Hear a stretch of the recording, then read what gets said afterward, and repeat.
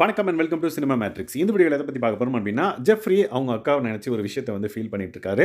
அதுக்கு தீபக் ஒரு விஷயம் வந்து பண்ணுறாரு அவரை கன்சோல் பண்ணுறதுக்காக. ஸோ என்ன விஷயம் அவர் ஷேர் பண்ணாரு அண்ட் தென் தீபக் அதுக்காக என்ன பண்ணார் அப்படின்றத நம்ம டீட்டெயிலாக பார்த்துலாம். அதுக்கு முன்னாடி நம்மளோட சேனலை நீங்கள் சப்ஸ்கிரைப் பண்ணாமீங்கன்னா சப்ஸ்கிரைப் பண்ணி சப்போர்ட் பண்ணுங்கள். ஸோ தட் நான் உள்ளே வரும்போது எங்கள் அக்கா வந்து ப்ரெக்னெண்ட்டாக இருந்தாங்க.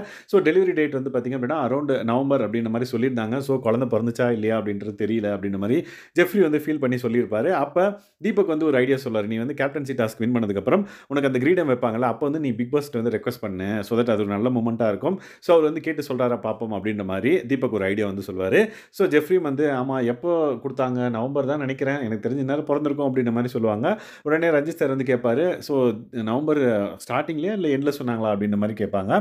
தெரியல, நவம்பர்னு சொன்னாங்க அப்படின்ற மாதிரி சொன்னாங்க. ஓகே, முன்ன பின்ன ஆகிறதுக்கு வாய்ப்பு இருக்குது அப்படின்ற மாதிரி லைக் தீபக் அண்ட் தென் ரஞ்சித்தும் வந்து சொல்லியிருப்பாங்க. தீபக் வந்து ஒரு விஷயம் வந்து பண்ணுவார். ஜெஃப்ரி நம்பர் சொல்லு அப்படின்னு சொல்லிட்டு அவரோட மைக் எடுத்து நம்பர் டயல் பண்ணிட்டு அவங்க அம்மா கிட்ட பேசுகிற மாதிரி பேசுவார். அப்போ வந்து பார்த்தீங்க அப்படின்னா டெலிவரி என்னாச்சு அப்படின்ற மாதிரி கேட்பாங்க. உடனே ஓகே நான் சொல்லிடுறேன் அப்படின்ற மாதிரி ஃபோனை வந்து கட் பண்ணிட்டு ஜெஃப்ரி கிட்ட சொல்லுவாங்க. ஸோ உங்கள் அக்காக்கு தான் பண்ணேன், உங்கள் அம்மா எடுத்தாங்க.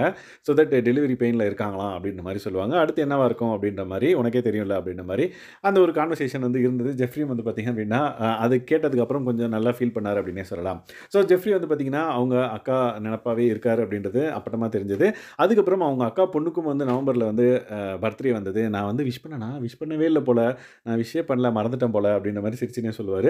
ஓ அப்படியாடா, சௌந்தர்யா பக்கத்தில் உட்காந்துட்டு நானும் எங்கள் அம்மா பர்த்டே வந்து விஷ் பண்ண மறந்துட்டேன்டா அப்படின்ற மாதிரி சொல்லுவாங்க. ஸோ இங்கே வந்து எத்தனை நாள் ஆச்சு, டேட்டே தெரியல, நம்ம எப்படி கரெக்டாக கால்குலேட் பண்ணி விஷ் பண்ணுறது அப்படின்ற மாதிரி சௌந்தர்யாவும் வந்து சொல்லுவாங்க. ஓ எப்போ பர்த்டே அப்படின்ற மாதிரி கேட்பாங்க.